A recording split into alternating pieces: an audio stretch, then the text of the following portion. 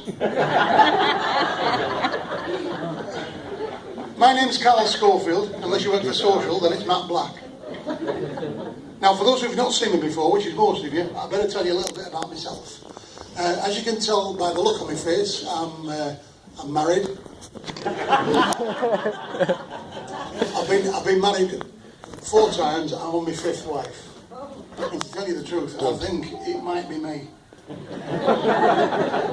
I lost my first wife after 6 days of marriage whilst on honeymoon in the Lake District, a place called Bowness near Windermere. We were on the honeymoon in my dad's tent, and that night she decided we'd eat al fresco.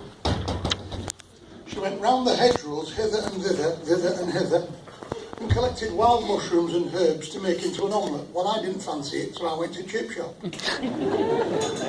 She made the omelette, ate it, and it killed her. She picked poisonous mushroom. I shot my second wife. She wouldn't eat mushrooms. My third wife, she fell down a wishing well. In fact, I didn't know they worked. I met my 4th wife on a cruise ship in a place called Barbados in the Caribbean. Her name was Typhoon. When she came into my life, she was wet and wild. When she left, she took the house with her. I'm on this one now. We've had our moments. We're, we're quite a fertile couple. Not now. She's been through the menopause now, so that's put a stop to that. We don't actually make love anymore now. We arm wrestle for half an hour, and she has a shave, and then we go to bed.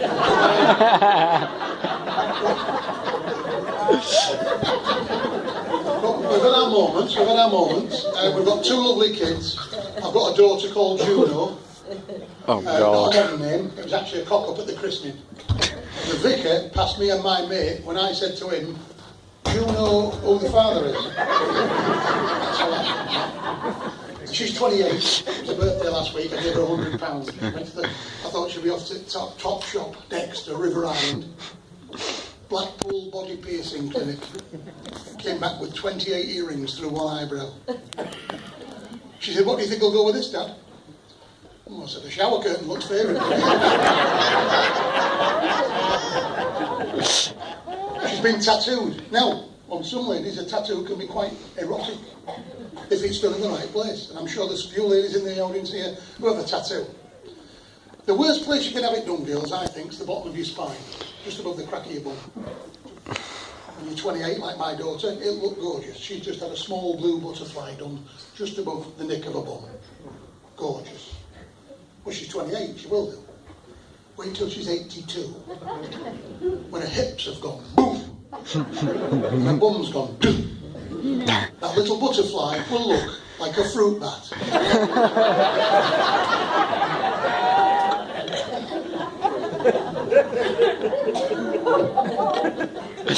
I've got a son. He's called Egon. I think that's his name. The wife's always saying, "Where's Egon?"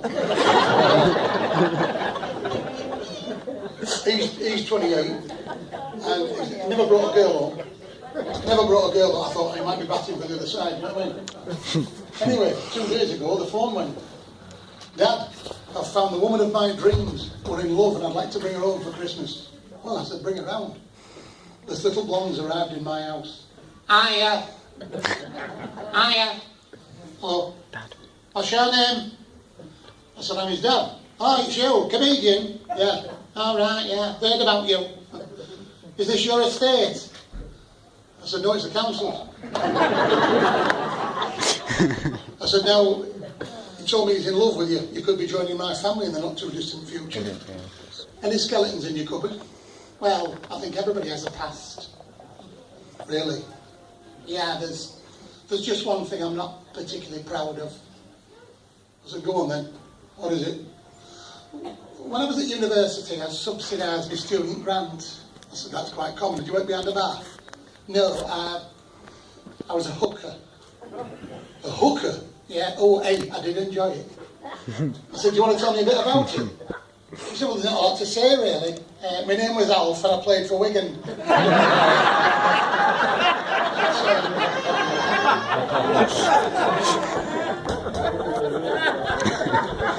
And I'm not one of them comedians who comes on stage and asks stupid questions of his audience, like, where are you from, what do you do for a living, have you got children, because there might be people in here who were just having a Saturday night out with a close friend, who by some mistake have walked underneath a Christmas tree and look a dick. Go on then, what's your name, Cruella? Hello, Sue. You married? No, don't come as a shock. And this must be a friend. Your twin? Oh. Twins? Okay. I thought it was. And what's your twin's name? Sue and Jane. Wow. And what do you do for a living, Sue? You're a what? Oh, cook. Oh. Very, very forward over there. That's kind of what you do, Jane. You're a cook as well. Oh, that's lovely. I like a woman who can cook. Probably tell that, can't you? I haven't always been as big as this, you know. I used to be 6 pounds 3 ounces. So you're looking for a fella tonight, girls? I am. You are? Well, do yourself a favour and take that tinsel off your head. The only person you look like a scene from a nativity play at the moment. There you go, it must be working. Here it comes. I was right about the nativity. As soon as I saw him, I thought, Jesus Christ. Yeah. Just goes to show you've still got it, pal. Good lad. Hey, there might be snow on the roof, but the boiler's working. Good lad. Oh, no, you'd be surprised, you know. Well, you youngsters like you two there. Don't think you're the only two who are going to be at it tonight. Oh no, all these people in the youth club. Yeah.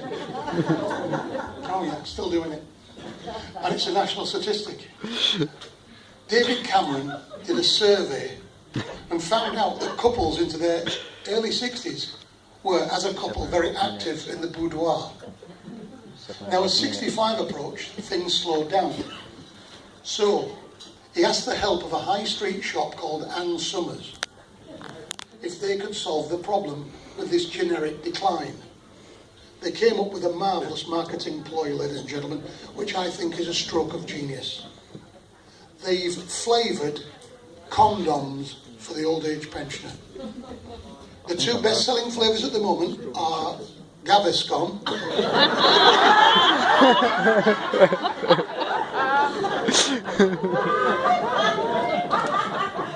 and Werther's Original.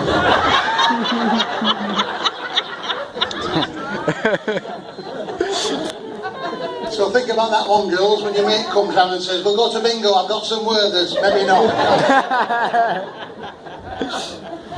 We're all getting older, aren't we? But it doesn't make it, not up here or not. Our bodies are aging at the same rate that you do, young lady. One day at a time, every 24 hours. See that gentleman there with the flesh-coloured hair? Did you ever play in a group called ZZ Top? Twice. Ladies and gentlemen, it's true. We're all getting older. And as you get older, have you noticed? People start to write to you that they never used to when you were young. They're called doctors. I got a letter through the post the other day inviting me for what's called a body mass index reference. I didn't know what it was, but I thought I'd better go. I've ended up in a walking centre in Blackpool, where I'm eventually shown into a cubicle and the curtains drawn. In the cubicle is a bench, me, and a newly qualified NHS nurse, about 12. She said, hiya. What's your name? Schofield. Schofield, right, yeah. What are you here for? I said, a body mass index reference, whatever that is. You don't know? So I ain't got a clue. I'm going to tell you how fat you are. So the wife told me that this morning. She said, no, I'm going to tell you how fat you are scientifically. In a minute, I want you to sit on that bench. But before you do so, pull up your shirt and pull down your pants an inch. Then compress your midriff as you sit down. I'll then measure your spare tyres with these calipers. Now they're special, these calipers, have a look. When I open the mouth, a dial at the back spins round and I'll eventually get a reading off that dial. That reading I'll give to the doctor and he'll come in and tell you what's going to happen. So I lifted up my shirt, pulled down my trousers a little bit and compressed my midriff. She then proceeded to measure my spare tyres, laughed and walked out. 5 minutes later the doctor's in. Mr. Schofield, I said, that's correct.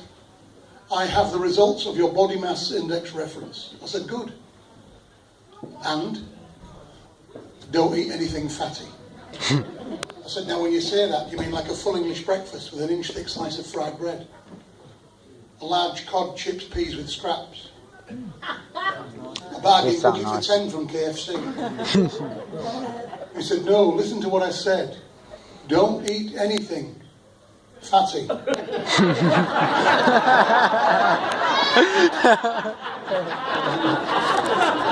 I like that.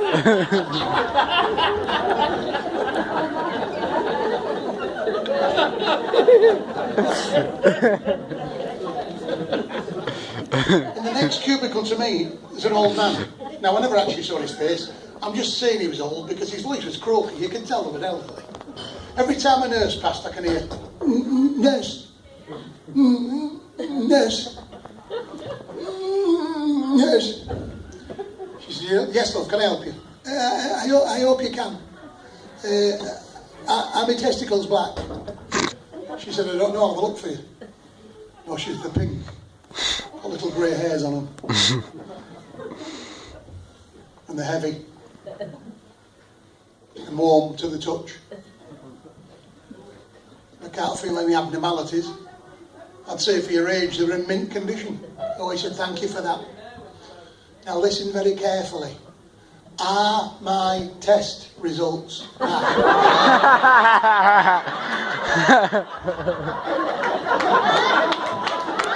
I like that one. Yeah, but I think I found the level of you people now. I think I found And you see funny things in doctors, don't you? I'm in the doctor's surgery the other day. A woman come in. I don't know how tall she was. She was not like a question mark. Like that.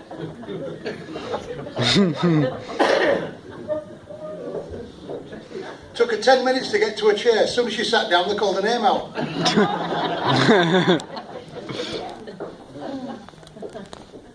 She eventually got in to see the doctor. Eventually. 1 minute, 38 seconds later, the door burst open. She's like that. I said, Jesus Christ, love, what did he give you? She said, a longer stick. Yeah.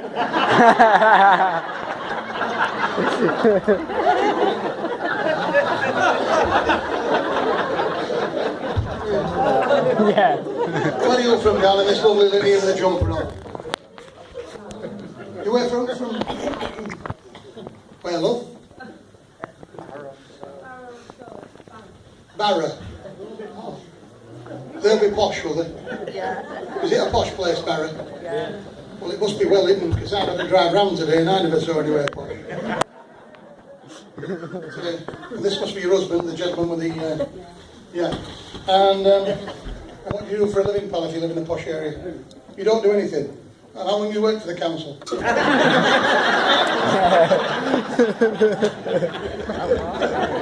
Yeah. Have you seen these two sat together here? It's like Phil and Grant from EastEnders, look. Two bald heads together. Look like Dolly Parton's tits from up here. Anyway, are you videoing me, young man? Are you? Don't, please. If you wouldn't, if you don't mind, don't video it. No, don't video it. Yeah. Hey, Shaggy. Shaggy. Video it again and I'll come back to your house and kill Scooby-Doo. Alright? If you don't mind, it's only for copyright, because of the comedian, they'll just pinch it. Or you'll put it on YouTube and